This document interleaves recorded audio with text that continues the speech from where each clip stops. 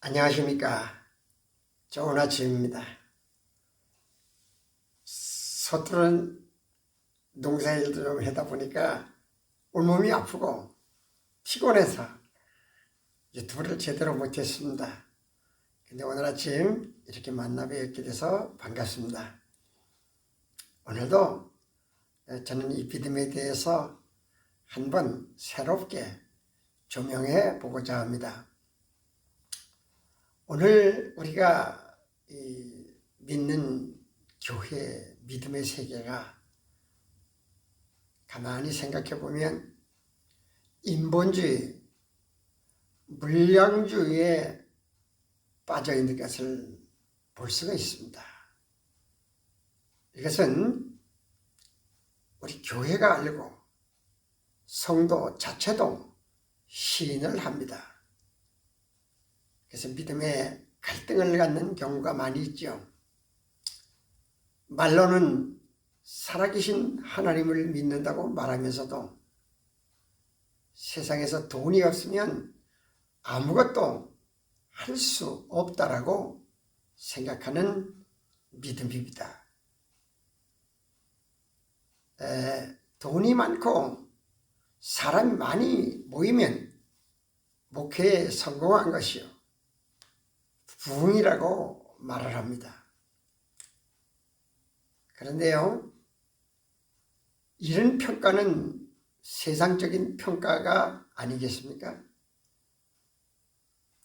우리 성경에 기록된 내용을 보면요, 로마가 박해했던 이스라엘, 그 박해가 심했죠. 예수를 믿는다는 것 때문에 교회와 성도가 어마어마한 핍박을 받았습니다. 이들은 재산을 빼앗기고 거주지도 빼앗기고 토굴에서 살고 토굴에서 예배하고, 그러면서도 살아계신 하나님을 찬양하고 정말로 적극적인 믿음을 보일 때 악랄한 로마인들은 그들을 무자비하게 핍박하고 사자굴에 집어넣고 장작더미 위에 불을 태웠습니다. 그런데 그런 시대에는 사단이 승리하는 것 같았지만은 오히려 사단의 권세는 점차 파괴되어 가고 있었음을 볼 수가 있습니다. 그런데 이런 핍박과 고난이 있을 때에 그들은 하나님의 나라를 엄청나게 확장시키고 발전시켜 나갔습니다. 그런데 그렇게 기독교를 핍박하던 로마가 기독교를 국교로 만들었습니다. 그래서 마음 놓고 예수를 믿고 마음 놓고 하나님을 찬미하게 되니 교회에 돈이 넘쳐나고 물질이 풍요로워질 때에 사제를 돈을 주고 팔고 할 때에 저 어두운 곳에서 마귀는 웃었습니다. 그리고 마귀는 그 세계를 자기의 세상으로 만들어 갔습니다.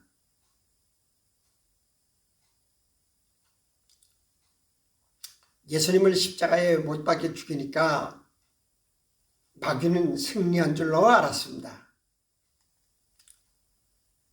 그런데 오늘날 이 시대의 교회나 성도는 그런 지독한 가난과 핍박을 모릅니다. 사단이 걱정 없이 죄악의 세상을 살아가도록 만드는 겁니다. 디모데전서 6장 9절에서 10절에 보면 부하려 하는 사람들은 시험과 올무와 여러 가지 어리석고 해로운 욕심에 떨어지나니 곧 사람으로 파멸과 멸망에 빠지게 하는 것이라. 돈을 사랑함이 일만 악의 뿌리가 되나니 이것을 탐내는 자들은 미혹을 받아 믿음에서 떠나 많은 근심으로써 자기를 찔렀도다. 이 말씀은요, 디모데서는 목회서신입니다. 직접적으로는 목회자에게 하시는 말씀이고, 목회자는 그 성도들에게 그렇게 가르쳐야 할 것을 내포하고 있습니다. 그런데 목회자들은 자기 자신을 빼어놓고 성도들에게만 그렇게 살라고 요구를 합니다. 근데 말씀을 가만히 생각해 보면 목회자가 부하려고 생각하면 시험과 올무에 빠지는 거고 어리석고 해로운 욕심에 떨어지는 겁니다. 돈을 사랑함이 일만하게 뿌리가 된다. 돈을 사랑함이 일만하게 뿌리인데 성경은 말씀하시고 그렇게 알고 있으면서도 여전히 교회나 지도자들, 성도들은 돈을 사랑합니다. 누가복음 16장 13절에 보면 집 하인이 두 주인을 섬길 수 없나니 혹 이를 미워하고 저를 사랑하거나 혹 이를 중히 여기고 저를 경히 여길 것임이니라. 너희는 하나님과 재물을 겸하여 섬길 수 없느니라. 바리새인들은 돈을 좋아하는 자들이라 이 모든 것을 듣고 비웃거늘. 제가 이렇게 말씀을 드려도 돈을 좋아하는 교회나 목회자나 성도는 비웃습니다. 그건 성경이니까, 그건 하나님 말씀이니까 그렇게 말하지 돈이 없이 어떻게 살 수 있느냐. 심지어는 돈 많은 사람들은 없는 자의 궤변으로 평가를 하죠.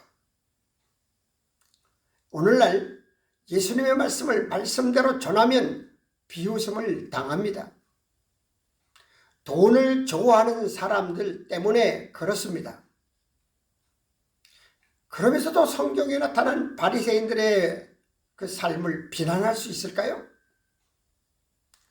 오늘날의 돈을 사랑하는 기독교가 바리새인을 비판하는 웃을 수밖에 없는 이런 현실을 살아가고 있습니다. 우리의 믿음이 정상적인가? 이런 기독교가 세상 사람들의 평가를 부끄러워하지 않는 것이 문제입니다. 타종교, 천주교, 불교, 유교, 어떤 언론이나 지식인들의 평가를 가혹하게 받는 것을 어떻게 생각합니까? 가끔 가다가 교단지 신문에도 보면 그것이 그래프로 나옵니다. 가장 신뢰받지 못하는 것이 목사예요. 잘못된 가치 추구의 신앙이, 그런 삶이 걸어가신 하나님, 살아계신 하나님, 그 신앙을 세속 종교로 만들어 버리는 것입니다.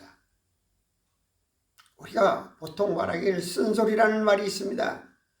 교회야말로, 성도야말로 쓴소리에 귀를 기울여야 합니다.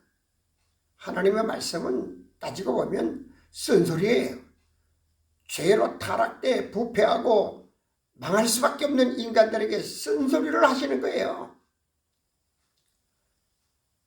복음의 쓴소리를 외면한 자들은 주님을 십자가에 매달았죠. 그런데요, 그것이 사탄의 승리인 것 같지만 다시 살아나신 예수 그리스도가 이 세상을 심판하십니다. 선과 악을 심판하십니다. 마태복음 23장 29절에 화 있을진저 외식하는 서기관들과 바리새인들이여, 너희는 선지자의 무덤을 만들고 의인의 비석을 꾸미며 이르되, 선지자들의 이름을 팔고 의인들의 비석을 만들고 성지를 만들고 그들의 명예를 존속시키고, 그것이 믿음인 줄 알아요. 근데 마태복음 23장 30절에 만일 우리가 조상 때에 있었더라면 우리는 그들이 선지자의 피를 흘리는데 참여하지 아니하였으리라 하니, 무슨 말입니까? 말로는 조상 때에 있었던, 조상 때에 불순하던 그 사람들이 잘못 살았다는 것을, 선지자를 죽이고 피 흘리는데 참여하지 않았을 것이라고 말하면서 지금 현실은 그들과 똑같이 조상들의 묘비를 자랑하고 조상들의 선지자들의 피 흘림에 참여하고 쓴소리하는 사람을 핍박하고, 그러면서 23장 31절에 그러면 너희가 선지자를 죽인 자의 자손임을 스스로 증명함이로다. 오늘 우리는 우리의 믿음을 다시 돌이켜 보아야 됩니다. 하나님의 말씀에 겸허히 무릎을 꿇고 내 양심에 손을 얹고, 내가 믿는 믿음이 무엇이냐? 돈이 일만하게 뿌리가 된다는 것을 알고 있으면서도 돈 제일주의로, 세속주의로 빠져가는 교회와 성도를 우리는 이대로 방치할 수가 있는 건 방치해서만 될 것이 아니잖아요. 오늘날 교회의 핏부림, 교회의 순교적인 믿음, 순교적인 신앙을 양성해서 하나님의 나라를 넓게 크게 확장시켜 나가는 교회와 성도의 삶이 되었으면 참 좋겠습니다. 감사합니다.